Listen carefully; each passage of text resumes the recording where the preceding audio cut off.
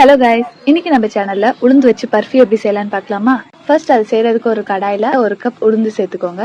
நான் இன்னைக்கு கருப்பு உளுந்து எடுத்திருக்கேன். நீங்க வெள்ளை உளுந்து கூட சேர்த்துக்கலாம். ஒரு 5 மினிட்ஸ்க்கு உளுந்த நல்லா வறுத்துக்கோங்க. அப்புறம் இது கூட 1/2 கப் பொட்டுக்கடலை, 4 ஏலக்காய் சேர்த்து நல்லா வறுத்துக்கோங்க. இப்போ இது நல்லா ஆறுனதுக்கு அப்புறமா ஒரு மிக்ஸி ஜார்ல சேர்த்து உங்களால எவ்வளவு முடியுமோ அவ்வளோ அரைச்சி தனியா எடுத்து வச்சுக்கோங்க. இப்போ ஒரு பாத்திரத்துல 2 கப் வெல்லம், 1 கப் தண்ணி சேர்த்து வெல்லம் நல்லா கரையிற அளவுக்கு கொதிக்க வச்சு எடுத்துக்கோங்க.